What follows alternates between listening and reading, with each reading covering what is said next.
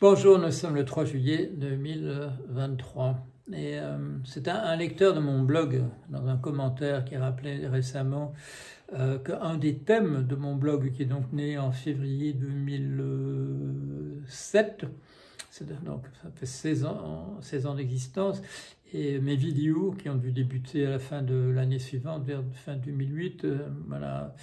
Un des thèmes constants, même si je ne parle pas de ça absolument tout le temps, ça a été les États-Unis préfigurant la France. Bon, c'est un thème effectivement. Je posais la question en général. Les États-Unis, sur tel ou tel point, ont-ils 5 ans d'avance, 10 ans d'avance sur la France? Et toujours une sorte de surprise, parce que dans la pensée française, depuis très longtemps, les États-Unis apparaissent comme un pays exotique où les choses se passent absolument différemment de chez nous.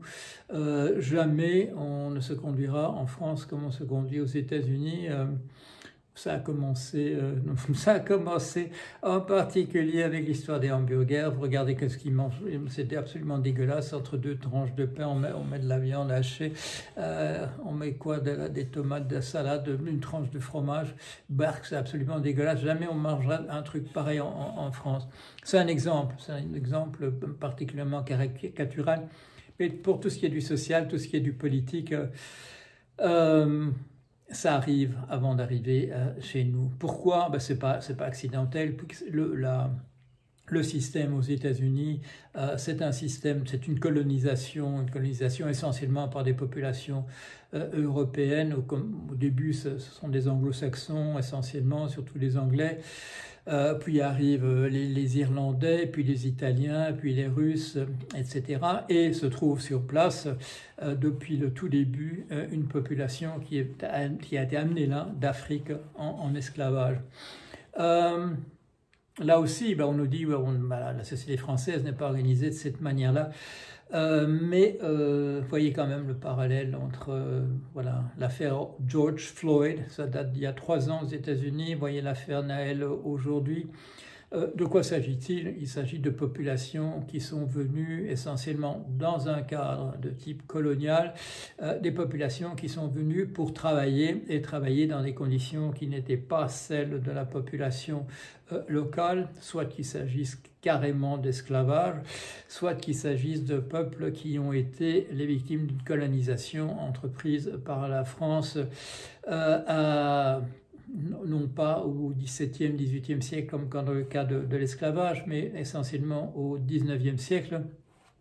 Et quand il s'agit de faire venir une main-d'œuvre nombreuse, on fait venir cette main-d'œuvre nombreuse et sans avoir de plan de rechange pour quand l'époque où le travail pour ces populations qui sont venues disparaîtra, sera d'une autre qualité, où on ne pourra plus employer ces populations de la manière dont on les employait au moment où on les a fait venir. Plus ou moins de force, voilà, selon qu'il s'agisse des États-Unis ou de la France, et on se trouve avec des situations où des minorités importantes se trouvent dans le pays, minorités qui n'ont jamais été traitées, je dirais, véritablement sur un pied d'égalité. Est-ce que ça veut dire que ces minorités n'ont absolument jamais aucune responsabilité dans ce qui se passe? Non, bien entendu. Il y a un juste milieu à trouver, je dirais, entre la pensée paranoïaque qui considère que c'est toujours les autres qui sont responsables s'il m'arrive quelque chose et que moi je n'y suis absolument pour rien, et au contraire, la pensée, je dirais, au pôle opposé, celle qui considère que j'ai certainement tout fait mal et que les autres sont absolument innocents de tout. Non, c'est toujours beaucoup plus compliqué que cela. Il y a des religions dont les livres sacrés sont particulièrement agressifs, ça existe.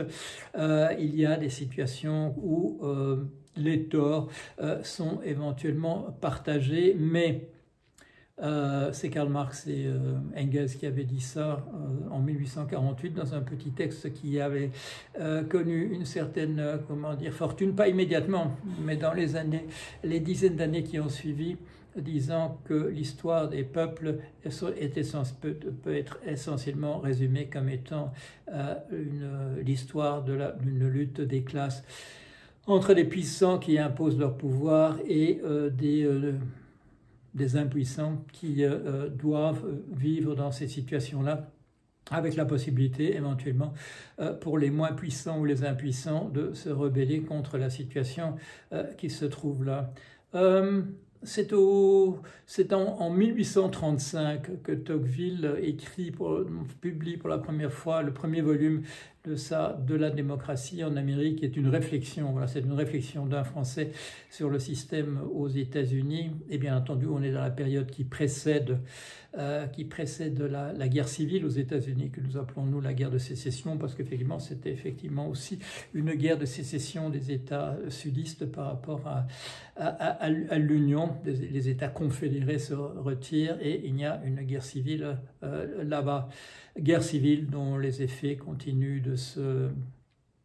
d'être présents. Dès que le personnage de Trump est apparu en 2015 dans la politique américaine et en particulier en 2016, j'ai parlé de lui comme un général de l'armée sudiste en déroute. La déroute n'est pas établie une fois pour toutes. La Confédération a repris du poil de la bête et vous vous souvenez sans doute que le 6 janvier de l'année dernière, les Confédérés ont tenté de prendre le pouvoir sous la forme d'une foule qui a pris d'assaut le Capitole, donc l'Assemblée nationale aux États-Unis, avec des gens plus ou moins organisés. Il y avait effectivement des milices qu'on appellerait fascistes si elles existaient chez nous, plus ou moins organisées. Il y avait en arrière-plan un mouvement de sédition organisé en particulier en arrière-plan sinon par le président lui-même, le président qui devait transmettre le pouvoir à son successeur, ou en tout cas des amis très très proches à lui. Hein. J'en dirai un mot un peu plus tard à ce propos-là. Alors, que peut-on tirer des comparaisons entre les États-Unis et la France? La polarisation. On a connu dans la période... Les manifestations de ce qu'on appelle l'État-providence n'ont pas été du même ordre aux États-Unis qu'en France. On nous dit souvent qu'il n'y a pas eu d'État-providence aux États-Unis. J'habitais là-bas, je sais bien que ça existait. En particulier, j'ai travaillé un peu dans les rouages du système, en étant banquier dans le système du prêt au logement. La social-démocratie en France, l'État-providence, a touché pas mal d'aspects, mais pas de manière, je dirais, massive comme aux États-Unis, essentiellement le secteur du logement. La capacité des Américains dans les années 50-60 d'acquérir une maison était sans conteste absolument massive, et des aides financières venant de l'État massives se trouvaient là en arrière-plan. C'était moins visible sans doute que l'État-providence en Europe. Ça prenait d'autres formes qu'en Europe, essentiellement système de santé, assurance chômage, etc. Mais c'était là présent, et quand ça a commencé à disparaître, quand il y a eu un mouvement de recul, la polarisation de la population aux États-Unis est devenue absolument massive. Je suis, à ma connaissance, le seul à insister, parce que c'est quelque chose que je voyais de près et que les autres n'ont pas aperçu, à quel point dans la crise des subprimes a joué la modification en arrière-plan dans les mois qui ont précédé l'effondrement, une modification du statut de la faillite personnelle. Bon, ça paraissait pas en surface, mais il y avait, je dirais, dans une perspective qu'on appellerait ultralibérale en Europe, il y a eu on a retiré ce qui était, je dirais, un trait classique de la culture américaine, la seconde chance pour l'immigrant, la possibilité de rater son insertion au premier coup, et que la société allait vous porter un bout de bras pour que vous puissiez recommencer. Et en général, les immigrants avaient compris comment ça marchait la seconde fois, et effectivement, ça leur permettait, je dirais, de surnager et probablement de s'intégrer à l'intérieur d'une société extrêmement, avec de très grandes inégalités. Les grands milliardaires, les grands millionnaires On a retrouvé ça maintenant en Europe aussi. Je ne vais pas attirer votre attention sur le fait que l'argent permet absolument n'importe quoi maintenant en France, et en particulier de truster la presse. D'un côté, ça a un peu changé avec l'invasion de l'Ukraine, on a une presse contestataire qui était financée en arrière-plan et qui l'est peut-être toujours essentiellement par la Russie voilà, dans une perspective à la guerre Asimov, pour provoquer du mécontentement dans la population en attisant les braises, et d'autre part un pouvoir d'oligarques qui ne se retient plus, qui installe des personnalités d'extrême droite à la tête de journaux qui devraient être des journaux d'information pour tout le monde. Polarisation extrême, ces polarisations finissent bien entendu toujours mal. Il vient un moment où on tombe dans des guerres civiles ou des équivalents de guerres civiles, des coups d'État d'ordre militaire, des choses de cet ordre-là. Pourquoi cette insatisfaction dans la population? Eh bien, chers amis, disons-le, c'est parce que les gouvernements ne résolvent pas les problèmes qui se posent. Voilà, dans une perspective, je dirais, de conservatisme plus ou moins bon enfant, on se dit que les choses vont s'arranger, qu'il ne faut pas faire de remous, il ne faut pas faire de vagues, qu'une position de louvoiement entre les extrêmes permet de gérer un pays. Non, parfois, on se trouve dans des situations qui demandent des mesures radicales, et si on ne les prend pas, une partie de la population va se radicaliser pour attirer l'attention sur le fait qu'il faudrait résoudre ces problèmes, et d'autre part, il va y avoir, comme on l'observe en ce moment, une militarisation de la police. On met des moyens de plus en plus militaires, c'est-à-dire au service, voilà, des forces de l'ordre, c'est-à-dire qu'on confond le maintien de la défense du pays aux frontières avec une gestion plus ou moins brutale de la population elle-même. Défendre les frontières à l'extérieur et assurer l'ordre dans un pays, il faudrait éviter dans tous les cas que ça se mélange et qu'on considère que c'est le même problème qui se pose. Si ça se pose vraiment de cette manière-là, ça veut dire qu'on a un gouvernement assiégé, représentant les intérêts d'une petite minorité, et qui se défend contre une population de plus en plus mécontente. Il faudrait qu'au niveau des dirigeants, il y ait une prise de conscience de ce genre de choses, parce que, d'une part, il y a toujours au sein d'une population 15% de psychorigides, 15% voilà, c'est une manière, c'est assez constant. Je ne sais pas si c'est vrai en Asie aussi, mais c'est en tout cas vrai en Europe. Il y a 15% de gens qui préféreront toujours un régime autoritaire, quoi qu'il en soit. Je dirais c'est une minorité incompressible qui est en faveur. C'est lié à des types psychologiques. Je suis psychanalyste par ailleurs. Des gens qui veulent que rien ne dépasse, il n'y a aucune tête qui dépasse, que rien ne se passe dans les rangs, et que c'est comme ça, que c'est par l'enrégimentement, par la militarisation, j'arrive pas trop, qu'on peut s'en sortir, que plus une entreprise est militarisée, mieux ça marchera. Non, bien sûr, quand vous travaillez dans une entreprise, vous savez que on travaille beaucoup mieux quand il y a une certaine démocratie qui s'installe, quand les hiérarchies fondent, quand les gens s'organisent simplement par rapport à leurs capacités. Vous savez bien entendu que ça marche beaucoup mieux. Mais il y a cette vieille tradition, voilà, de calquer l'entreprise, l'organisation d'entreprise sur celle de l'armée, comme si justement il s'agissait de situations de guerre. Le cadre libéral et ultralibéral, voilà, de la guerre de toutes les entreprises contre toutes les autres, avec, je dirais, au bénéfice essentiellement des investisseurs, des gens qui achètent des actions. Voilà, ça c'est je dirais, le fondement même de cette pensée libérale. Bien entendu, il y a une variété individualiste, centrée sur un pouvoir absolu accordé à l'individu en tant que tel, mais ça, ce n'est qu'une variété, je dirais, de cette pensée conservatrice pour qui le maintien de l'ordre est une chose essentielle. Est-ce que le souci de maintien de l'ordre permet par ailleurs à d'autres d'imaginer qu'on se trouve dans des situations de révolution quand on ne s'y trouve pas? Si on veut faire la révolution dans un pays, il faut que la situation soit véritablement pré-révolutionnaire, c'est-à-dire qu'il y ait effectivement des masses qui soient acquises à l'idée d'une révolution, sinon c'est le mauvais moment, sinon il ne faut pas le faire. Ça se fait à certaines époques, c'est toujours extrêmement dangereux. Il y a toujours le danger des balles perdues, il y a toujours cet Élisée Reclus qui parlait de ça, grand anarchiste, défenseur des anarchistes, mais qui n'était pas en faveur de la révolution parce qu'il disait que finalement les révolutions se décident justement au hasard de balles perdues. Ici et là, ce n'est pas le meilleur moyen de changer un système. Est-ce que ça veut dire qu'on ne peut pas changer un système? Est-ce que les systèmes ne résistent pas au changement? Bien entendu que oui.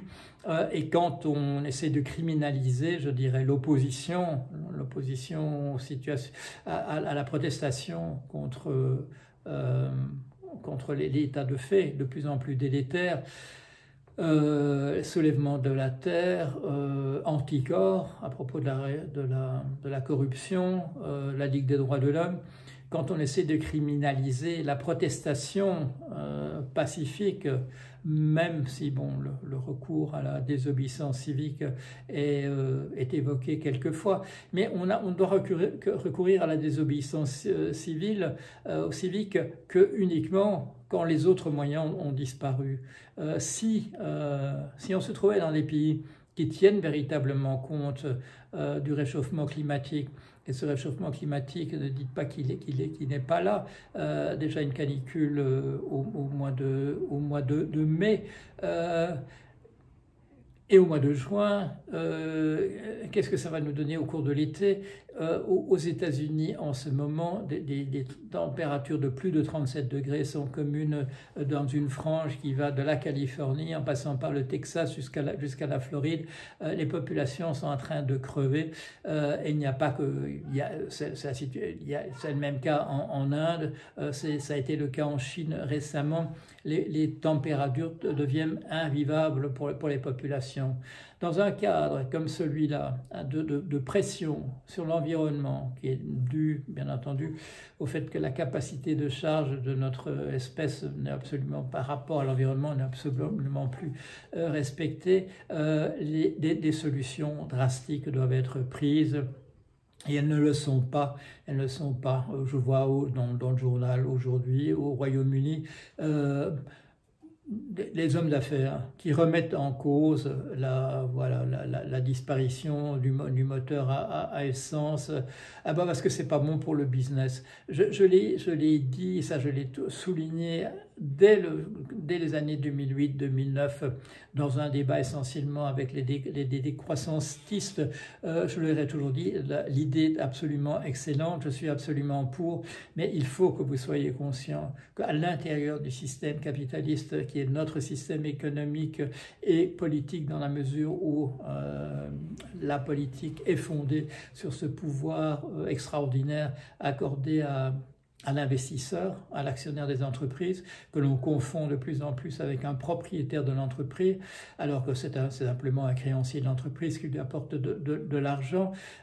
Cette situation-là, si elle n'est pas remise en question, qu'on ne permet pas, absolument pas, d'envisager une décroissance. Et donc mon discours décroissantiste, c'est, chers amis, je suis tout à fait d'accord avec vous, mais dites-moi d'abord comment on va remplacer le système capitaliste par autre chose. Et je ne parle même pas de révolution, parce que les révolutionnaires de nos jours n'ont pas de système à proposer véritablement en échange. Si quelques-uns nous viennent avec des ressucés du communisme soviétique, dont on sait que ça n'a pas marché véritablement dans les faits, s'il y a eu quelques aspects positifs du point de vue, je dirais, du bien-être des populations, dans la mesure où il y avait, comment dire, une sorte de caricature de la social-démocratie dans le communisme soviétique, l'emploi pour tout le monde, comme m'a dit un ancien parent par alliance. Il n'y avait pas de SDF dans les rues pour avoir connu ce type de situation. Mais imaginez que l'on pourrait aujourd'hui remplacer le système en effondrement relativement rapide par une ressucée du communisme soviétique, c'est purement et simplement une illusion. Alors que faire? Ça a déjà été dit ailleurs, paix sur la terre aux hommes de bonne volonté, il faut rassembler, il faut mettre fin à cette polarisation, il faut qu'il y ait un dialogue véritablement d'un bout à l'autre de la société, qu'il n'y ait pas, comme on le voit maintenant, des positions qui se polarisent, où chacun nie la pertinence des questions qui sont soulevées par les autres, parce que c'est ça qui rend le dialogue impossible. Si chacun dit oui, non, ce dont les autres se préoccupent, ça n'a aucune importance, il n'y a pas moyen. Il faut revenir à ce principe fondamental chez Aristote du juste milieu. On ne rendra pas tout le monde révolutionnaire, on ne rendra pas tout le monde ultra-conservateur. Il faut que nos sociétés avancent dans une position moyenne. Et ça avait été, le cas de la social-démocratie dans ce qu'on appelle les 30 glorieuses. Je souligne toujours que si les 30 glorieuses ont pu se dérouler, je dirais, de la manière dont ça a été le cas dans une paix relative des populations, c'est quand même parce que des sommes énormes avaient été dégagées en arrière-plan. C'était de la reconstruction, il y avait les sommes absolument énormes du plan Marshall pour relancer nos pays à la fin de la guerre. Pourquoi est-ce que les États-Unis étaient si riches et qu'ils n'ont pas accordé des prêts mais qu'ils ont véritablement fait des dons? C'est parce qu'ils avaient produit l'industrie de guerre, une industrie de guerre à une taille extraordinaire qui a permis d'ailleurs aux États-Unis oui, je sais, l'Union soviétique de l'autre côté attaquait également l'Allemagne et la bataille. Je ne suis pas de ceux qui nieront l'importance de la bataille de Stalingrad, ni les sacrifices du peuple russe dans la reconquête contre le nazisme. Mais pour ce qui est de nos pays, la richesse qui a permis de gouverner au centre avec des idées pas très compliquées, de satisfaction de la population, de minimiser, comme pour employer les termes de Keynes, minimiser le ressentiment dans les populations. C'était une réflexion de Keynes dans les années 30. Prendre des décisions unanimes, il n'y aura jamais moyen de faire ça, on ne pourra jamais mettre tout le monde autour d'une table et que tout le monde soit absolument d'accord sur tout, mais de minimiser le ressentiment dans les populations, ça on peut le faire. Et ça, cette leçon de Keynes, il faut la ressusciter, il faut la remettre au centre des réflexions. Je vais terminer par une toute petite remarque à propos des États-Unis. On a pu... Une des craintes importantes, c'est que un chef de type fasciste, que je qualifie de général de l'armée sudiste en déroute, Trump, on peut craindre qu'il revienne, qu'il soit réélu et à nouveau président des États-Unis. De ce côté-là, le système judiciaire américain résiste. Quand je dis de ce côté-là, c'est parce que sur le plan de la Cour suprême, qui est absolument, je dirais, absolument réactionnaire, il y a des tas de reculs qui ont lieu en ce moment sur les droits LGBT, sur affirmative action, l'aide aux minorités en faveur de la diversité. Et il y a des reculs parce que cette Cour suprême prend des mesures qui vont tout à fait à l'encontre des majorités dans la population, sur l'avortement et également aussi. Cette Cour suprême prend des décisions qui ne sont représentés dans la population qu'au plus par de l'ordre de 30 à 35% de la population, les autres y étant opposés. Et malgré ça, cette Cour suprême insiste dans une sorte de détricotage de ce qu'ils appellent là-bas un libéralisme, je dirais une expansion des libertés individuelles. Mais du côté de Trump, le système judiciaire semble avancer et il semble probable que dans les semaines ou les mois qui viennent, il soit quand même véritablement jugé comme pour avoir dirigé une insurrection, pour avoir été à la tête d'une insurrection. Il y a cette commission, enfin ces pouvoirs qui ont été accordés au procureur Jack Smith. Ce monsieur Jack Smith a l'air d'avancer très bien dans son processus. On entend parler de plus en plus de gens très très proches de Trump qui sont interrogés par la police et qui éventuellement, comme c'est le cas par exemple de Rudy Giuliani, qui a été son avocat très longtemps, après avoir été à d'autres époques procureur de l'État de New York et également maire de New York, ce monsieur est en train apparemment de se mettre à table dans le cadre d'un proffer agreement, c'est-à-dire de tractations qui ont lieu probablement en échange d'informations qui pourraient être tout à fait incriminantes pour son patron d'une époque. Ce ne serait pas étonnant dans la mesure où M.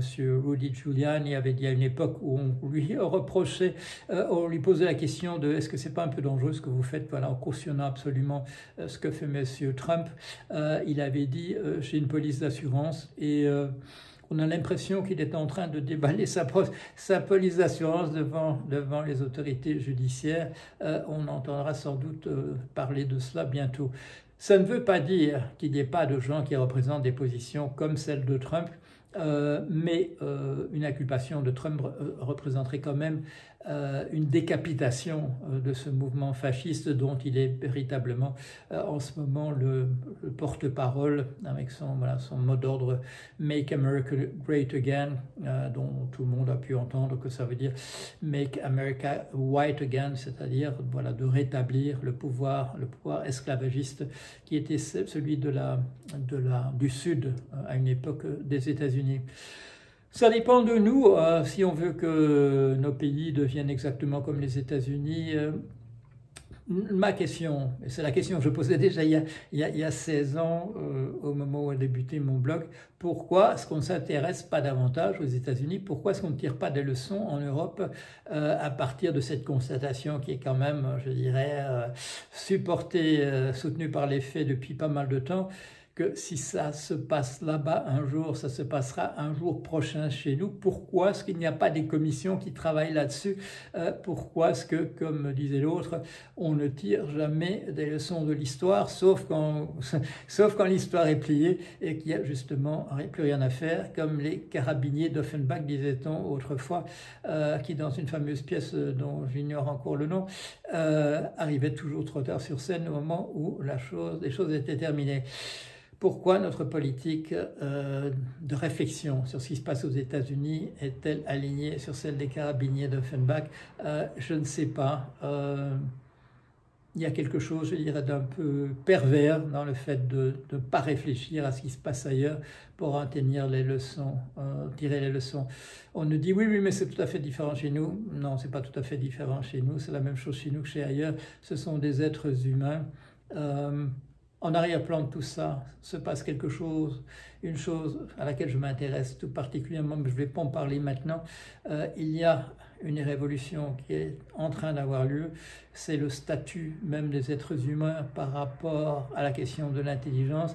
Comme je le répète sur mon blog, dans le cadre des situations extrêmement dégradées dans lesquelles nous sommes, je crois qu'il est justifié d'accorder une attention importante à ce qui se passe dans les progrès de l'intelligence, même si ce n'est pas la nôtre, parce qu'il me semble que la voie de sortie par le haut, les possibilités de solution, s'il en existe encore, sont de ce côté-là et pas ailleurs. Mais comme je vous l'ai dit, je parlerai de ça plutôt une autre fois, et je le fais d'ailleurs en parallèle dans d'autres vidéos à d'autres moments. Ici, je voulais parler essentiellement de cette chose que je souligne encore en conclusion.